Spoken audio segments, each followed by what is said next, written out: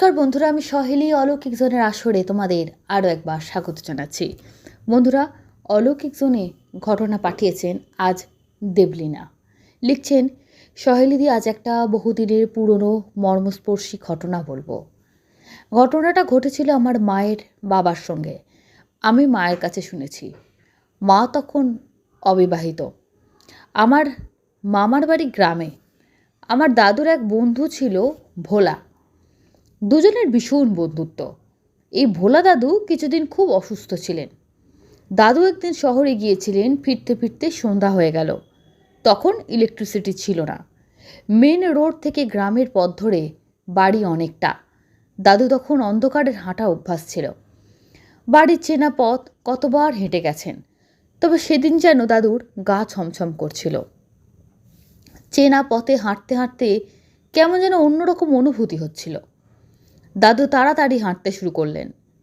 চেনা পথ হাঁটতে হাঁটতে অন্ধকারটা চোখে সয়ে যাচ্ছিল। হঠাৎ দাদুর সামনে কেউ যেন হেঁটে চলে যাচ্ছে মনে হলো। দাদু ভালোভাবে দেখতে পাচ্ছিলেন না কেউ নেই। ওনার মনে হয় চেনা কেউ হয়তো হবে। দাদু বলল, কে আপনি? কোনো উত্তর এলো না। দাদুর কেমন অদ্ভুত লাগছিল। দাদু কেমন মোহিত হয়ে ওনাকে অনুসরণ করতে করতে কখন যে বাড়ির পথ ছেড়ে শ্মশানের পথে হাঁটতে শুরু করেছে বুঝতেই পারেননি। শ্মশানে এসে দাদুর সম্বিত ফিরল। উনি সামনে কাউকে দেখতে পেলেন না। এতক্ষণ যিনি দাদুর সামনে হাঁটছিলেন তিনি কোথায়? দাদু চারদিকে মরা পড়তে দেখলেন। হঠাৎ দাদুর নাম ধরে কেউ ডাকতে ডাকতে এগিয়ে আসতে লাগলো। দাদু দেখলেন ওনার পাশের পাড়ার নরেন দাদু।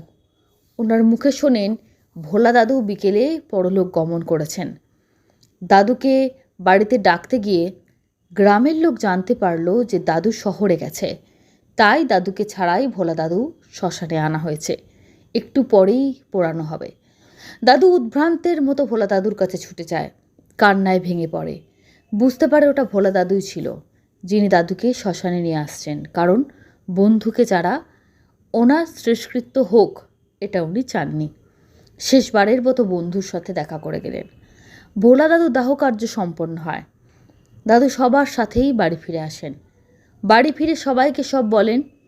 আগের যুগের বন্ধুত্ব খুব অটুট ছিল। এই ঘটনাটি সেটা আরেকবার প্রমাণ করে। দ্বিতীয় ঘটনা শেয়ার করেছেন সৌমি দাস। সৌমি বলছেন, দিদি, আমার কাছে অনেকগুলো ঘটনা আছে, কিন্তু পাঠাবো করে আমার পাঠানো হচ্ছিল না। আজ প্রথম একটি ঘটনা পাঠালাম। যদি পড়ো, যদি ভালো লাগে তাহলে বাকিগুলো আস্তে আস্তে পাঠাবো। ও বলল কলেজে পড়ে, কোন কলেজের নাম মেনশন করেনি। সেখানে ওর এক বান্ধবীর দাদা ডেলিভারি বয়ের চাকরি করে। তো সেই কাজে তার একটা অদ্ভুত অভিজ্ঞতা হয়েছিল। ও অলৌকিক জোনে এর আগে ডেলিভারি বয় নিয়ে একটি ঘটনা প্রকাশ করা হয়েছিল, সেটাও নিজে শোনে এবং তার বন্ধুকে শোনায়। সেটা শোনার পর ওর বান্ধবী বলছে, এর থেকে ভয়ঙ্কর ঘটনা না আমার দাদার জীবনে ঘটে গেছে, কেউ বিশ্বাস করবে না। সেই সূত্র ধরে ঘটনাটা ওকে বলেছিল। বলছে গত বছরের ঘটনা। বাড়িতে দাদা বহুদিন বলেনি, অনেক পরে আমরা জানতে পেরেছিলাম। দাদা একটু চাপা ধরনের, সবসময় সব কথা বলতে চায় না। বাড়িতে বাবার ক্যান্সার হবার পর থেকে আর্থিক অবস্থা এত খারাপ হয়ে গেছিল, দাদা পড়াশুনো মাঝপথে ছেড়ে দিয়ে কাজে জয়েন করে। এবং দাদার ইচ্ছা ছিল এই কাজটা করে একটু টাকা পয়সা সংগ্রহ করে নিয়ে আবার পড়াশুনোটা শুরু করবে। যাই হোক, ওর দাদা যে অ্যাপের নাম বলেছে, আমি কোনো অ্যাপের নাম এভাবে নেওয়া উচিত না বলে আমি অ্যাপটার নাম বলছি না, সঙ্গত কারণেই বলছেন। সেই অ্যাপে তার আগে একটা অন্য অ্যাপে কাজ করতেন, সেখানে শুধুমাত্র খাওয়ার ডেলিভারি হতো। এখানে হচ্ছে দৈনন্দিন জিনিসপত্র ডেলিভারি করা হয়, মোটামুটি সবাই বুঝেই গেছে। তো কিছুদিন ধরে ওদের বলছে ভবানীপুরে এরিয়ায় ওর এরিয়া পড়েছিল, ভবানীপুরের, এবং পেছন দিকে কালীঘাট ক্রস করে অনেক জায়গায় না প্রচুর জ্যোতিষী বা তান্ত্রিকদের বাড়ি আছে বলে অনেকে জানেন, অনেকে জানেন না। সেখানে কিন্তু অনেক গুপ্ত কাজ হয়। কলকাতা শহরে হয়, অনেকে জানেন না, কিন্তু ওইসব জায়গায় হয়। এবং অনেক সময় এমনও আছে যে ফ্ল্যাটের মতো দেখে মনে হবে পাশের বাড়ির লোকও হয়তো জানতে পারবেন না, কিন্তু যারা আসার তারা আসেন অনেক দূর থেকে খবর পেয়ে, এবং তাদের যে খুব বেশি বিজ্ঞাপন আছে তাও নয়। এতগুলো কথা কেন বললাম, এবার ঘটনাটা শুনলে আপনারা বুঝতে পারবেন। ওর দাদার কাছে প্রথমে প্রচুর তো অর্ডার আসে, তো গত বছরে বলছে ঠিক যে সময় কৌশিকী অমাবস্যা হয় তার ঠিক কিছুদিন আগে ওই কৌশিকী অমাবস্যার ব্রতটা ওদের মা করতেন বলে ওরা জানেন এই ব্রতটা হয়। তো তার বেশ কিছুদিন আগে থেকে ওখানে একটি ফ্ল্যাট আছে, আগে বিশাল পুরনো বাড়ি ছিল, তো বাড়িটা ভেঙে ফ্ল্যাট হয়ে গেছে। বাড়ির বাসিন্দারা ওই ফ্ল্যাটে কেউ থাকে না, অনেকে বিদেশে চলে গেছে, অনেকে পশ্চিমবঙ্গের বাইরে থাকে। একজন শুধু বয়স্ক দাদু মতন আছেন, তিনি বিয়ে করেননি, তিনি আছেন। বাদবাকি ফ্ল্যাটে যারা এসেছেন সবাই নতুন লোক, ওই পাড়ায় ওদের ম্যাক্সিমাম কেউ চেনে না। যে ফ্ল্যাট থেকে অর্ডার এসেছিলো ডেলিভারি করতে গিয়ে দেখে ফ্ল্যাটের মধ্যে যায় অদ্ভুত অদ্ভুত মানে জিনিসপত্র আনিয়েছিল, মানে কারোর সঙ্গে কারোর কোনো ম্যাচ নেই। যেমন ধূপকাঠি, আচ্ছা ঠিক আছে, দুধের প্যাকেট তবু চলে যায়, পুজোর সময় অনেকের লাগে। তার সঙ্গে অর্ডার করেছে একটা এমন একটা জিনিস, মানে অদ্ভুত, উনি আর নাম বলছেন না। তো তিনটে জিনিসের কোনো ম্যাচ নেই। যাই হোক, অর্ডার করেছেন, অর্ডার দিয়ে এলেন। এবার যে ভদ্রমহিলা দরজা খুললেন, ভদ্রমহিলার একদম খোলা চুল, মোটামুটি বয়স এই 36 থেকে 40-এর মধ্যে হবে, বেশ মোটাসোটা চেহারা, কপালে বিশাল বড় একটা টিপ পরে আছেন। অত বড় একটা ওরকম টিপ পরতে সহজে কাউকে দেখা যায় না। আর হাতে অজস্র পুঁথি পুঁথি দেওয়া কিছু বিডসের মালা বলতে পারেন, অথবা কেউ ব্রেসলেটও বলতে পারেন, বোঝা গেল না, বলছে প্রচুর পরে আছেন।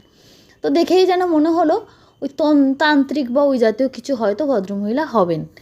এবং প্রথম দিন দিয়ে আসলো জিনিস, দ্বিতীয় দিন শুধুমাত্র চিকেন অর্ডার করেছিল। চিকেনের কিছু মানে স্পেসিফিকেশান ছিল, নানা রকম অর্ডার করেছে। কিছু চিকেনের যেগুলো রেডিমেড নাগেটস পাওয়া যায় আমরা জানি, সেগুলো অর্ডার করেছে, কাঁচা মাংস এরকম অর্ডার করেছে, তার সঙ্গে 2 প্যাকেট ধূপ, এরকম টাইপের অর্ডার থাকতো ওনার। পরের দিন গেলেন, পরের দিন দরজাটা খোলা ছিল ভদ্রমহিলার, কিন্তু কারোর ওরমভাবে তো ফ্ল্যাটে ঢোকা যায় না। বাইরে থেকে বেল বাজাতে ভদ্রমহিলা ভেতর থেকে সাড়া দিলেন, বললেন একটুখানি দাঁড়ান আসছি। তো সামনে দাঁড়িয়েছিলেন, উনি যে রুমটায় বসেছিলেন রুমটা দরজার সঙ্গে একদম মুখোমুখি। দেখলেন ভদ্রমহিলা বোধহয় মোবাইলে কোনো ভিডিও বানাচ্ছেন, মোবাইলটা স্ট্যান্ডে রেখে উনি অনবরত কথা বলছেন, কিছু জিনিসপত্র দেখাচ্ছেন বা ইত্যাদি। তো ওর চোখ পড়তে ও চোখটা সরিয়ে নেয়, কী দরকার বলবে, দেখছে। তারপরে উনি উঠে আসেন, ওকে ইশারা করেছিলেন যে একটু 2 মিনিট দাঁড়াও, ও মাথা নেড়ে বলেছিল ওকে।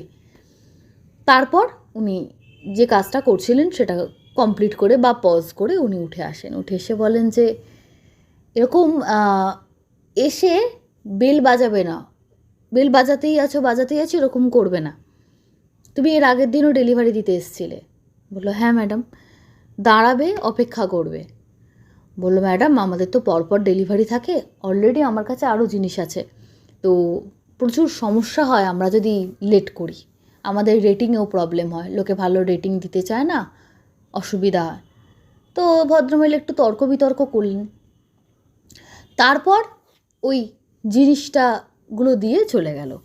এরপর আরও একদিন অদ্ভুত অর্ডার বলতে, এতদিন পুজোর সামগ্রী আনাতো, বিভিন্ন জিনিস আনাতো, একদিন দেখলো এমন কিছু জিনিস অর্ডার করেছেন একটু প্রাপ্তবয়স্কদের, খুব তাড়াতাড়ি গেল, দিয়ে চলে এলো। এবার বারবার যে কেন ওর ভাগ্যেই ওই এরিয়াটা পড়ে বা ওই বাড়িটা পড়ে ও জানে না। অনেক সময় ওরা একটা বন্ধু বললো না আমিও অনেকবার গেছি, সকালের দিকে আমরা অদ্ভুত অদ্ভুত জিনিস অর্ডার করে, জিনিসের মধ্যে কোনো মাথা মুন্ডু নেই, এমন এমন জিনিস অর্ডার করে। এরকম বেশ কিছুদিন চলার পর ভদ্রমহিলা ওকে বলল যে আচ্ছা ভাই, ওর সেদিনকে হাতে বেশি অর্ডার ছিল না, মানে ওটা দেওয়ার পর ও চলে যাবে, বাড়ি যাবে, ওটা লাস্ট অর্ডার, ওটা ডেলিভারি করেছে, করে বলছে, উনি হঠাৎ করেই একটু খামখেয়ালির মতন জিজ্ঞেস করলেন তুমি কি মাঝে মাঝে ভাবো যে আমি কেন এই ধরনের জিনিস অর্ডার করি বলে কেমন হাসছেন বোকার মতন। আর কপালে বড় টিপ, ফর্সা গোলগাল চেহারা, কিন্তু হাসিটার মধ্যে না কেমন একটা অদ্ভুত একটা ব্যাপার ছিল। ও একটু গা ছমছমে হয়ে বললো, না ম্যাডাম, এগুলো আমাদের এখতিয়ারে পড়ে না, আমরা কেন ভাবতে যাব, আর এসব আমাদের কাজ না। তো ও ওর মতন যেমনটা পারলো বোঝাবার চেষ্টা করলো। ভদ্রমহিলা বলছেন, হাতে কি তোমার তোমার কি তাড়া আছে, হাতে কোনো কাজ আছে? ও বলছে যে হ্যাঁ ম্যাডাম, কেন বলুন তো? না, এসো, আমাদের এখানে অনেক জিনিসপত্র আছে, দেখাবো। বললো, ম্যাডাম আমি এরকমভাবে আমরা কারোর বাড়ির ভেতর চাই না, আমাদের এরকম নিয়ম নেই, ম্যাডাম যেতে পারবো না। ওকে আবারও ভদ্রমহিলা বলে, এসো না এসো না, কিছু জিনিসপত্র আছে, দেখাবো। এমনি ভদ্রমহিলাকে খুব একটা সুবিধার লাগে না, বহুদিন ধরেই এখানে জিনিসপত্র দিচ্ছে, এবং ওই এরিয়ায় যারা ডেলিভারি করে তাদের তো একটা গ্রুপ আছে। ওদের বলছে ওই বাড়িটায় ডেলিভারি করতে গেলে সবার গা ছমছম করে, সবার কেমন একটা আনক্যানি ফিলিংস হয়। ভদ্রমহিলা এক এক সময় রাত 11টার সময়ও ডেলিভারি করান, অদ্ভুত অদ্ভুত জিনিস নিয়ে আনেন, এবং কিছু কিছু সময় মদ্যপানও হয়তো করেন, এরকম জিনিসপত্রও নাকি অর্ডার করান। যাই হোক, ভদ্রমহিলা ওরমভাবে বারবার বলছেন, ও বারবার বলছে, না ম্যাডাম, বাড়ির ভেতর আমি যেতে পারবো না, বাড়ির ভেতর যাওয়ার নিয়ম নেই। প্রায় পারলে বাচ্চা ছেলে দেখে হাত ধরে টানতে যাচ্ছেন। তো ও কী করে, ওটা দিয়ে হাতটা ছাড়িয়ে দেয়, কারণ ওর একটু ভয় লেগে গেছে। কারণ আজকের যুগে ছেলেদের যে মেয়েদের যেমন বিপদ থাকে, ছেলেদেরকেও অনেকভাবে বিপদে ফেলা হয়, ও ভয় পেয়ে গেছে। বলছে, না ম্যাডাম, আমার নেক্সট অর্ডার আছে, আমার দেরি হয়ে যাচ্ছে, দেখুন এই যে বারবার ফোন আসছে। বলে মিথ্যে কথা, ওটা কোনো ফোন আসছিল না, ও একটা মিথ্যে দেখিয়ে সিঁড়ি দিয়ে নামতে নামতে একটু হোঁচট খেতে লাগলো। হোঁচট খেয়ে যে নেমে ওপর দিকে তাকিয়েছে, দেখছে ভদ্রমহিলার চুলটা খোলা, কি মানে বড় বড় চোখ করে বীভৎসভাবে তাকিয়ে আছে। মানে যেহেতু ও ডাকলো, অনেক দিন ধরে দেখছে, চিনে গেছে, মুখ চেনা হয়ে গেছে, ডাকলো অথচ এলো না, ওটা মনে হয় ওনার খুব ইগোতে লেগে গেছে ভদ্রমহিলার। কি বিভৎস চোখ করে তাকাচ্ছে, ও সিঁড়ি দিয়ে নামছে, ওই রকম বিভৎস চোখ, লাল টিপ, বড় টিপ একটা, ফর্সা মুখ, চুলটা পুরো খোলা, কালো ঘন, বিশাল বড় চুল, এবং ওনার ওই টিপটা ওনার মুখের সঙ্গে অদ্ভুত একটা যেন কেমন একটা জিনিস সৃষ্টি করে, তার সঙ্গে ওই চোখটা বলছে, ওরকমভাবে কাউকে কটকট করে তাকাতে জীবনে কখনো দেখিনি। নিচে নেমে আসছে, নেমে এসে কি মনে হলো আর একবার ওপরের দিকে তাকাবো, দেখছি ওপরের দিকে তাকিয়ে দেখছি সেই একই, যতটুকু দেখা যায় যখন আমরা সিঁড়ি দিয়ে নামে একটা গোল জায়গা থেকে, দেখছি একইভাবে তাকিয়ে আছে। তারপর ও বললো, এভাবে আমার দেখাটা উচিত হয়নি, এবার চলে গেছে। ইউ বললো, আমি গিয়ে কোম্পানিতে বলবো এই এরিয়াটা আমি আর নেবো না, স্পেশালি এই বাড়িটার অর্ডার এরিয়া আমি ক্যান্সেল করবো, কেন ওদের অনেক অপশান থাকে, ওরা চাইলে ক্যান্সেল করতে পারে, এই অর্ডার নেবো না। আর ওখানে গিয়ে বলবো যে এরম এরম সমস্যা, যা পারে রেটিং দিক, দেখার দরকার নেই। তো বাড়িতে এসেছে, বাড়িতে এসে সেদিনকে বলছে সেদিনকে অনেক রাতেই বাড়ি এসছে, মা অতটা খেয়াল করে, পরের দিন দুপুরবেলায় ভাত খেতে বসেছে, মা দেখে ওর হাতেতে না বেশ চেপে ধরলে যেমন হাতে কালশিটের মতো পড়ে থাকে, হাতে কালশিটে পড়েছে। ওর মা বলছেন যে, বাবু তোর হাতে কালশিটে পড়েছে, খুব ভারী জিনিস মানে বাবা করিয়েছে। তো ও বলছে, কোথায় কিছু না তো, কোথায় কিছু না তো। তারপরে দেখছে যে হ্যাঁ, সত্যি কালশিটে পড়ে আছে, গায়ের রঙটা বেশ ফর্সা, ওই জন্য আরও বোঝা যাচ্ছে। বলছে, কি জানি মা, হয়তো কোথাও লেগে টেগে গেছে, অনেক সময় লেগে গেলে আচমকা মনে থাকে না, হবে কিছু একটা। আচ্ছা, তারপরে ওটা 2-3 দিন বাদে মিলিয়ে গেল। আর এটা বলে রাখা ভালো, মাঝখানে ওই বাড়ি থেকে আর কোনো অর্ডার আসেনি, বা ওর কাছে এসে পড়েনি, অন্য কারোর কাছে এলে আসতে পারে। তারপর হঠাৎ দেখছি অন্য একটা হাতে, যে হাতে কিছু হয়নি, সেখানে এক একটা জায়গায় না রক্ত জমছে, কিছু কথা নেই বার্তা নেই, ছোটো ছোটো জায়গায় রক্ত জমছে, মিলিয়ে যাচ্ছে, আবার রক্ত জমছে। ওর এরম ধরনের কোনো রোগ ছিল না, কোনো দিন এরকম হয়ও নি। আবারও ভাবছি যে ব্যাপারটা কী হলো। এরপর কিছুদিন বাদে ওর আর একটা ডেলিভারি বয় বললো, জানিস তুই যেই এরিয়াতে যেতিস বললি না ওই ভদ্রমহিলার, ওই এরিয়ায় মানে ওই গলিটা থেকে একটা 6-7 বছরের বাচ্চা মেয়ে নিখোঁজ হয়ে গেছে। পাড়ায় আমি যখন মালপত্র দিতে গেলাম, পাড়ায় দেখি হুলস্থুল কাণ্ড, পুলিশ এসছে, প্রচুর লোকজন জড়ো হয়েছে, বাড়ির লোক কান্নাকাটি করছে। বাচ্চাটা ওই এরিয়ায় খেলতো, এরম এরম হয়েছে, কী অবস্থা, বাড়ির লোক দেখে না।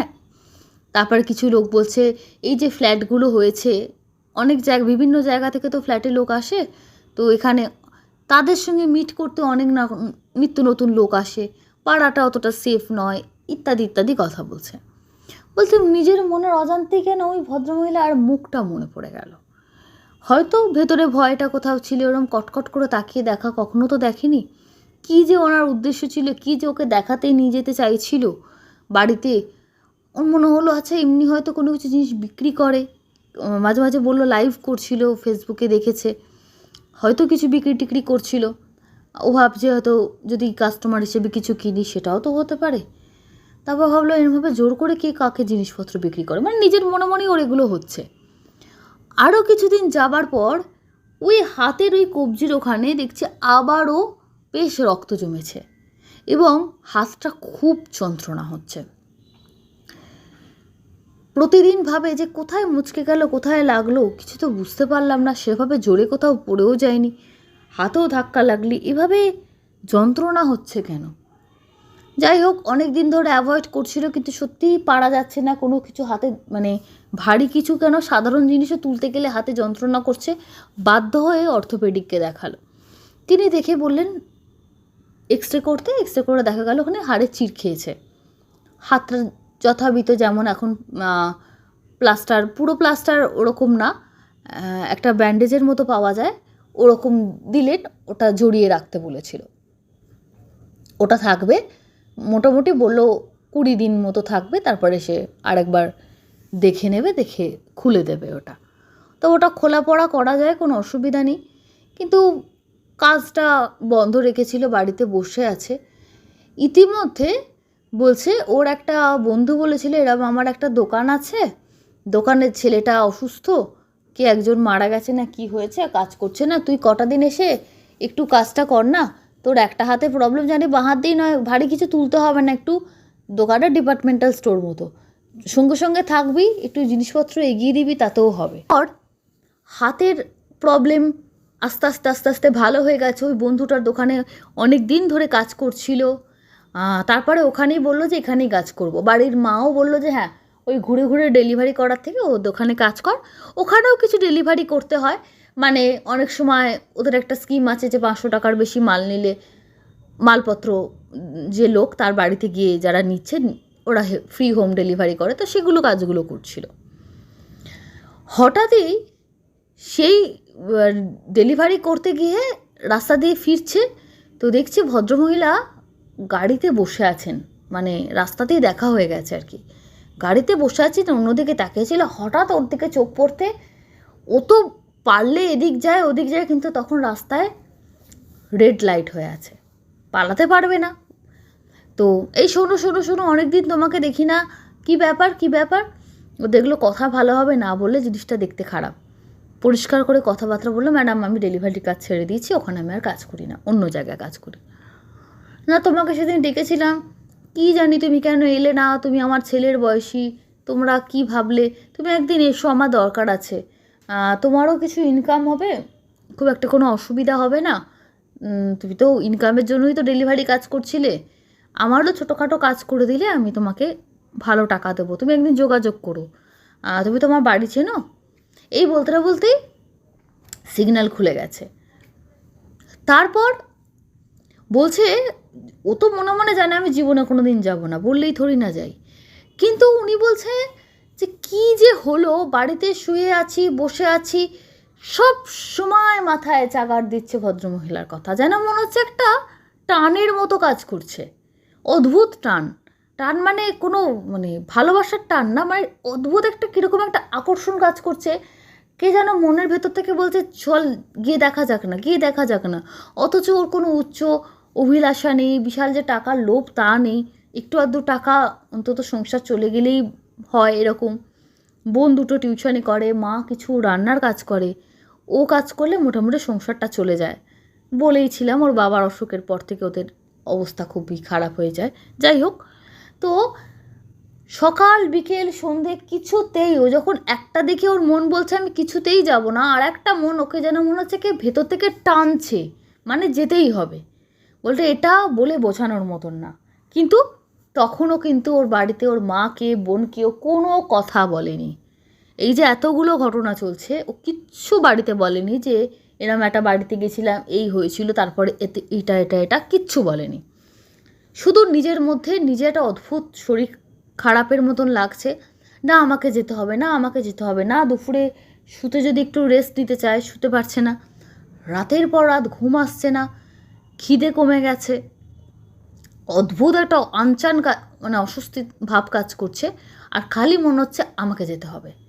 একদিন এমন হলো যে যা হবে হোক বলে যেই রাস্তায় মানে ওর কাছে যাবে বলে, ওনার কাছে যাবে বলে পা বাড়িয়েছে, মানে বাইকে উঠেছে, উঠে না এবার আমি যাব, বলছে শরীরের যে এতদিন অস্বস্তি, পেটের মধ্যে অদ্ভুত একটা চিনচিনে ভাব হতো, নানা রকম একটা অস্বস্তি, পেটটা সবসময় যেন মনে হচ্ছে গরম হয়ে আছে, শুতে গেলে যেখানটা শুয়ে থাকতো সেখানে খাটের চাদরটা গরম হয়ে যেত। বলছে এটাকে কি বলে আমি জানি না, কিন্তু এটা আমার হতো, মানে দাদা তো পরে বোনকে বলেছিল। তারপর ওদের বাড়ি যাবে বলে যখন বেরোলো, বলছে শরীর থেকে যেন মনে হচ্ছে একটা ভার নেমে গেল। ওর বাড়ি যত এগিয়ে যাচ্ছে বাড়ির কাছে অদ্ভুত একটা ভালো লাগা কাজ করছে, মনে হচ্ছে শরীরে অনেকক্ষণকার অস্বস্তি, অনেকদিন অস্বস্তি যেন চলে যাচ্ছে বলে অদ্ভুত টাইপের একটা ফিলিংস। ওনার বাড়িতে গিয়ে পৌঁছে বেল বাজিয়েছে, ভদ্রমহিলা একদম রেডি, এসো এসো এসো, মানে কোনো অবাক না, কিছু না। সেই রাস্তায় দেখা হয়েছিল, মাঝখানে বেশ অনেক কটা দিন কেটে গেছে, কোনো অবাক নেই। কি তাহলে আসতে হলো? তো আমি জানতাম তুমি এখনই আসবে। এটাতে শুনে ও আরও ভয় পেয়ে গেছে। ভেতরে গিয়ে দেখলো নানা রকমের মূর্তি, অনেকে থাকে মূর্তি কালেক্ট করে, সেরকম হতে পারে প্রচুর। ঘর তো সাজানো গোছানো টিপটাপ, প্রচুর শোপিস, প্রচুর মূর্তি, বিভিন্ন রকমের, দেয়ালে বিভিন্ন রকমের ছবি, খুব দামি দামি পেন্টিং ঝুলছে, সেগুলোর দিকে তাকাচ্ছিল। এক একটা মূর্তি কি অদ্ভুত টাইপের দেখতে, এক একটা মূর্তি বেশ বিকট, কিছু কিছু মূর্তি একদম কাঁচের একটা জারের মধ্যে রাখা আছে, এরকমও দেখলো। তো কিন্তু ঘরটা বেশ সাজানো গোছানো। ঘরের মধ্যে গিয়ে বসতে ওর মুখ ফটকে বেরিয়েই গেল যে আচ্ছা, আপনি যে বললেন আমি জানতাম, আমি তো আপনাকে কিছু বলিনি যে আজকে আসবো বা কিছু, কোনো ওরকম কথাও হয়নি, সিগনালে দেখা হয়েছিল, আপনি কি করে বুঝলেন আমি আজকেই আসবো? বলছে তুমি তো আসোনি নিজে থেকে, তোমাকে এতবার করে বললাম এসো এসো এসো, তুমি তো আসতেই চাইলে না, আমি তো আমার লোক পাঠিয়ে তোমাকে ডাকলাম। এটা তো ওর কপালটা ঘোঁচকায়, লোক পাঠিয়ে ডাকলাম মানে? না, আমাকে কেউ ডাকতে যায়নি, আমি নিজে থেকে এসেছি। বলছে একদম বাজে কথা বলো না, মিথ্যা কথা বলো না, এইটুকু ছেলে মিথ্যা কথা বলো কেন গো? তোমার শরীরে যে অস্বস্তি হচ্ছিল, তখন উনি ডিটেলে নিজেই বলছেন যে তোমার এগুলো এগুলো হচ্ছিল, আমার কাছে আমার বামনদেব আছেন, আমার দাদাবাবু, আমার বামনদেব, এরম অদ্ভুত অদ্ভুত নাম বলছেন, তারা জোর করে তোমাকে নিয়ে এলো, না হলে তো বাপু তুমি আসতে না। হ্যাঁ, খুব ভয় পেয়েছো না, যেহেতু যেচে বলেছি, একটা বাচ্চা পুচকে ছেলে, এরকমভাবে বলছেন। ওর না অবাক হওয়ার আর মানে নিজের শরীর ছেড়ে দিয়েছে, এতটা অবাক হয়েছে যেরকম আবার হয়। আর ওর শরীরে কী কী অস্বস্তি হচ্ছিল, সব থেকে ওর অবাক লেগেছে। অনেকে অনেক গুল দিতে পারে, কিন্তু ওর শরীরে কী কী প্রবলেম হচ্ছিল সেটা ওই ভদ্রমহিলা জানবে কী করে? অসম্ভব ব্যাপার।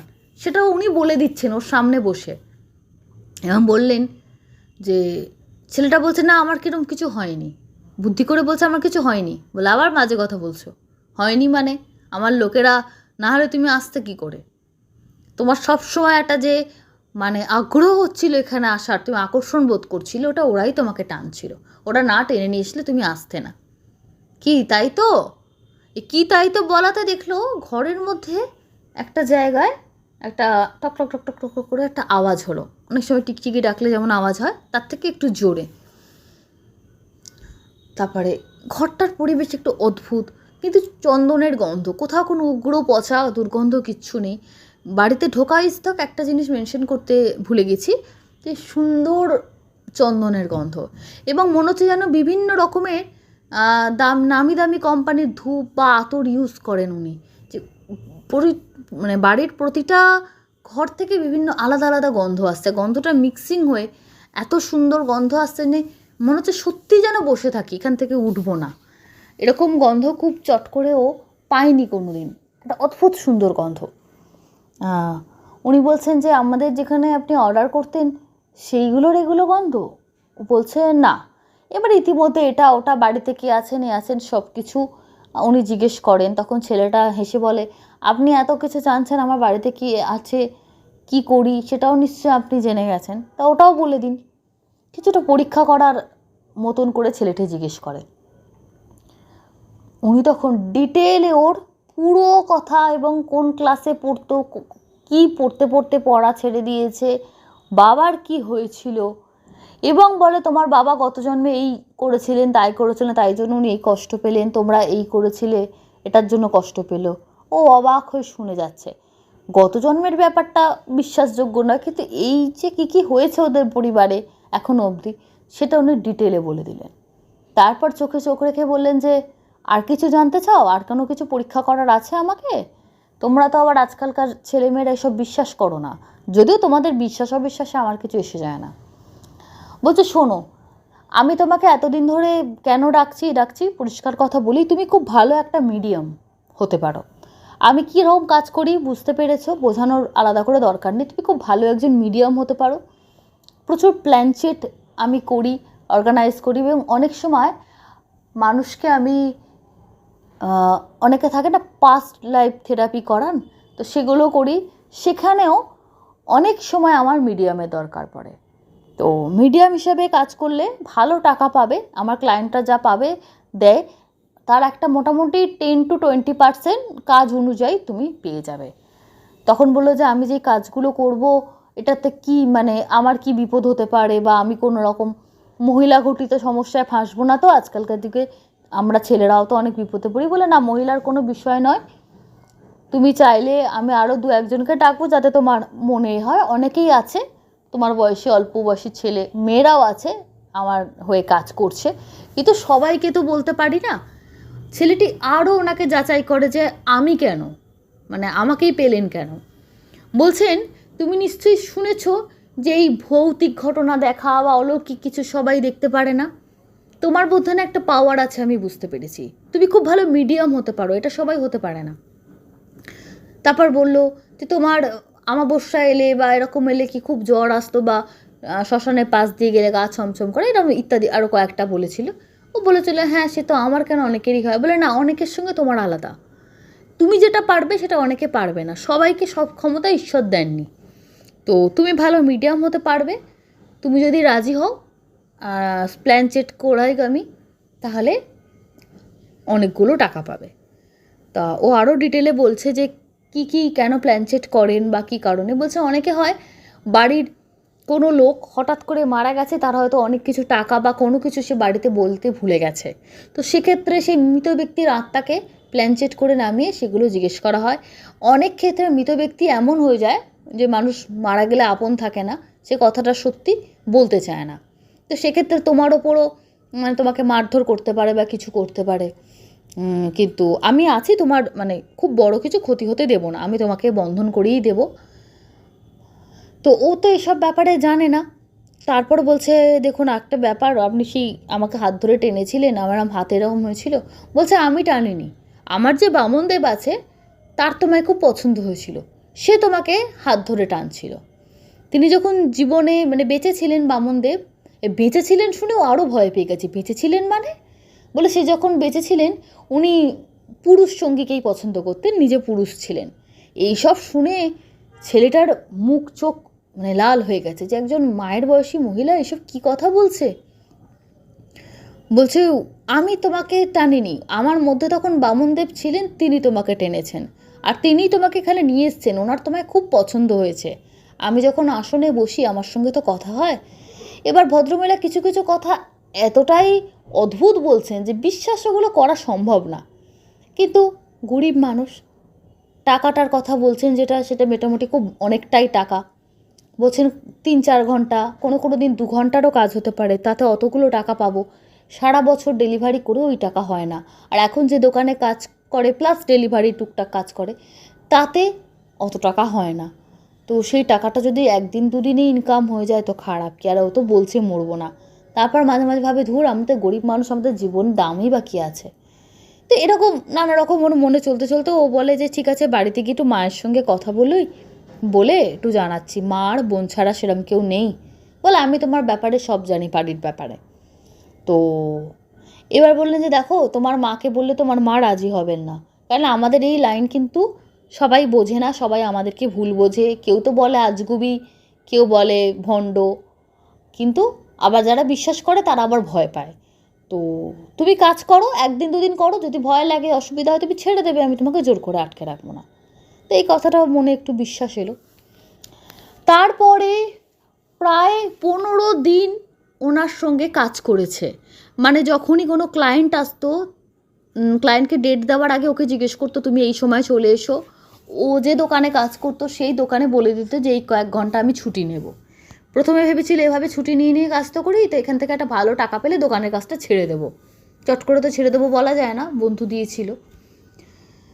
প্রতিটা কিছু কিছু সময় 2 ঘন্টার প্ল্যান সেট হতো, কিছু কিছু সময় 3 ঘন্টা ওকে মিডিয়াম হিসাবে ইউজ করা হতো, এবং মিডিয়াম হিসাবে ইউজ করার পর টাকাও দেওয়া হতো। বলছে টাকা দেওয়া হয়নি, মিথ্যা কথা নয়, অ্যাডভান্সও দিয়েছে এবং কাজ হওয়ার পরে পুরো টাকা দিয়েছে। বলছে যখন ওর শরীর থেকে সেই প্রেতকে নামিয়ে নেওয়া হতো, মানে নেমে যেত, বলে এক একটা প্রেত আঁচড়ে কামড়ে যেত, এক একটা প্রেত এত জোরে ধাক্কা মেরে ফেলে দিত, হয়তো বসে আছে এমন সজোরে ফেললো মাথাটা গিয়ে দেয়ালে লাগলো, বা কোনো ভারী কাঠের আলমারি বা কিছুতে লাগলো, মাথা ফুলে যেত। প্রেত নামানোর পর ভদ্রমহিলা বরফ দেওয়া দেওয়া। একদিন তো এত শরীর খারাপ হয় যে ডাক্তারও রাখতে হয়েছিল।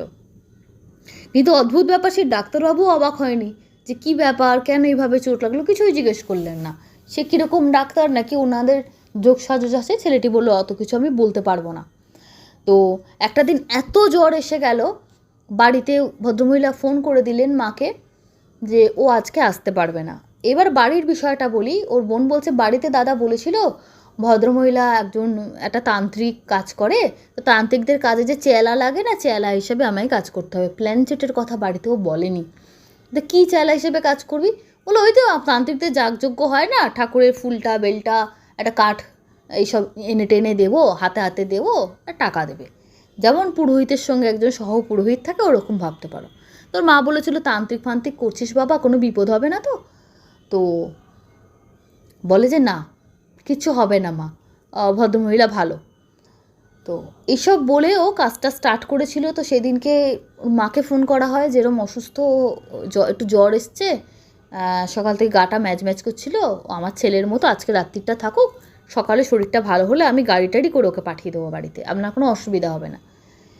কিন্তু মায়ের মন তো, মায়ের সেদিন প্রথম, এমনি মায়ের খুব একটা রাজি ছিল না, সেদিন সারা রাত ওর মা ঘুমোতে পারেনি, মেয়েও ঘুমোতে পারেনি। পাশাপাশি শুয়ে মা মেয়ে বলছে আমার কেন জানি না মনে হচ্ছে তোর দাদা না বিপদে পড়েছে, এই কাজটা ঠিকঠাক করছে না, বাড়ি কাল সকালে আসুক, বলবে তান্ত্রিকের কাজ ছেড়ে দিক।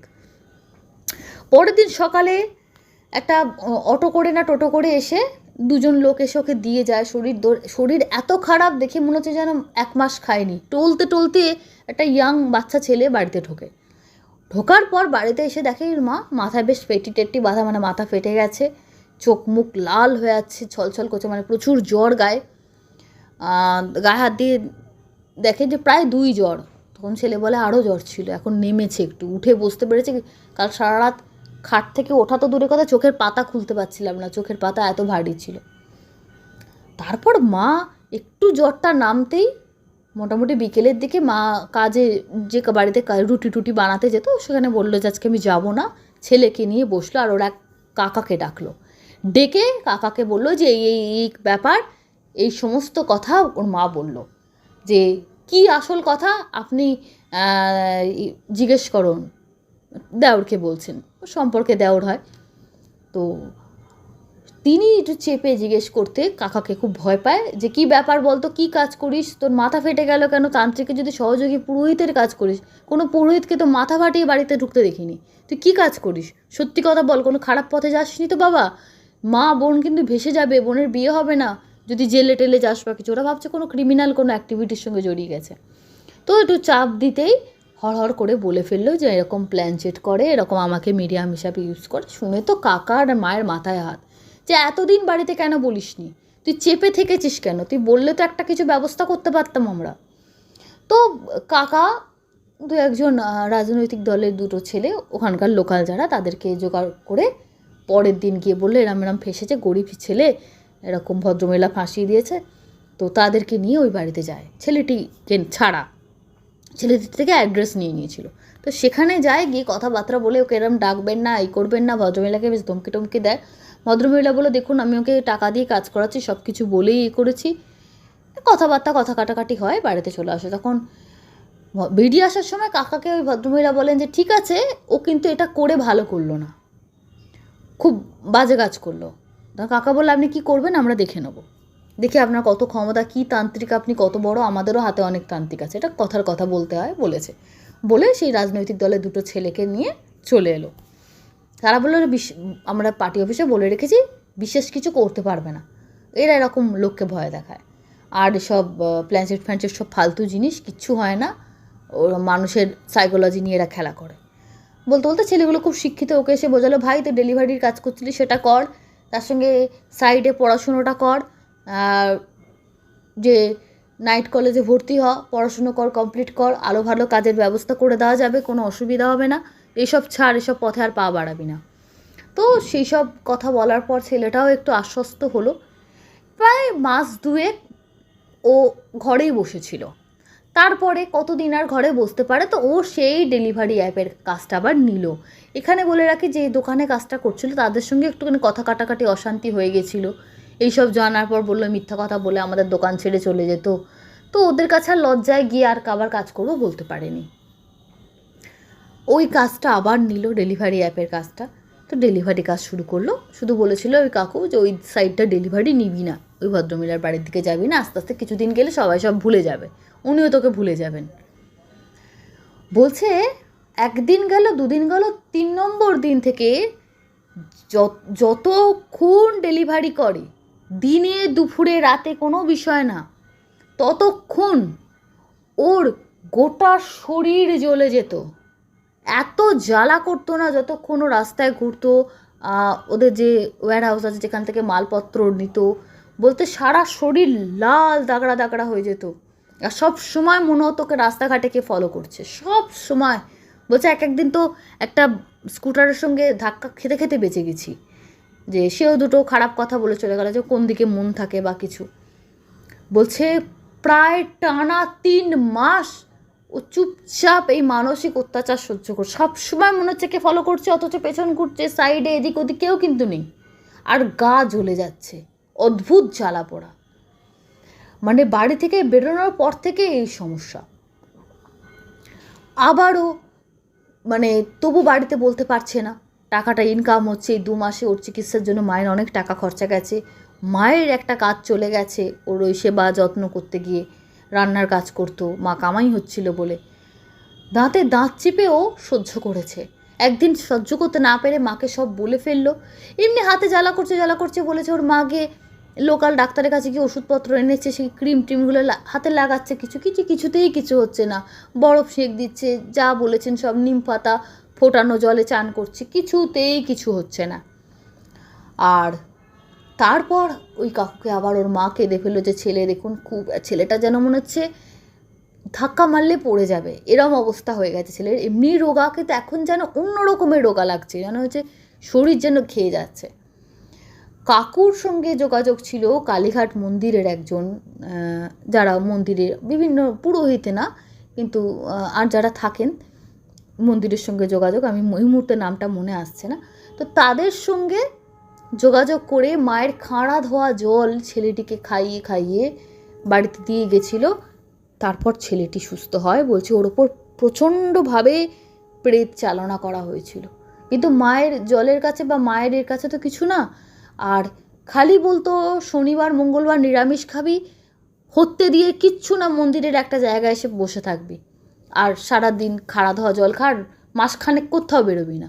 তো ওই বয়স্ক ভদ্রলোক যেভাবে বলেছিল তার সমস্ত কথায় ছেলেটা আস্তে আস্তে আস্তে আস্তে সুস্থ হয়ে ওঠে। বলছে কি যে গেছে দিন, এই প্ল্যানচেটগুলো যারা করে, যারা বলে এসব কিছু হয় না টয় না, বলে আমরা গরিব মানুষ, কি হয় কি হয় না আমরা জানি না, কিন্তু আমাদের পরিবারে যা গেছে, ডাক্তারের খরচা গেছে, প্লাস উনি খাড়া ধোয়া জল দিতেন, কিছু কবচ টবচ দিতেন, তাকেও বেশ অনেক কত টাকা দিতে হয়েছে। মানসিক অশান্তি তো আছে। মা ভেবে পড়েছিল যে ছেলেটার প্রাণ না চলে যায়, যা অবস্থা ছেলের। তারপর থেকে এখন মোটামুটি ঠিক আছে, কিন্তু খাওয়া দাওয়া হজম হয় না, নানা রকম শরীরে সুগার ধরে নিয়েছে, এইটুকু বয়স থেকে নানা রকম রোগ ধরে নিয়েছে। আগেরগুলো হয়তো নেই, বলছে ওদের পরিবারে কারোর সুগার টুগার এসব রোগ নেই, ওকে ধরে নিয়েছে অল্প বয়সে। খুবই প্রায় দিন কিছু না কিছুতে শরীর ভুগতে থাকে। এটা এখনও ওর বর্তমানে চলছে, কিন্তু একটা দোকানে কাজ পেয়েছে, সেই দোকানে কাজকর্ম করে, আর চেষ্টা করছে আরও কিছু অন্য কিছু ব্যবস্থা করার। এই ছিল ঘটনা। তো ভৌতিক ঘটনা সবসময় যে রাস্তায় দাঁড়ালেই ছদ্মবেশী বা ছায়ামূর্তি হয়ে ঘুরে বেড়ায় তা না, কিছু কিছু ক্ষেত্রে এরকমও ঘটনা কিন্তু মানুষের জীবনে ঘটে। আর এই ঘটনা শোনার পর যারা বলবে ধুস সেসব বাজে কথা, ফালতু কথা, তাদের প্রশ্নের আর কোনো উত্তর দেব না, কারণ ফালতুই ভালো, কারণ কারোর জীবনে না হোক সেটাই আমরা চাই। অনেক ধন্যবাদ বন্ধুরা, আবার ফিরে আসবো আগামী পর্বে। শুভরাত্রি।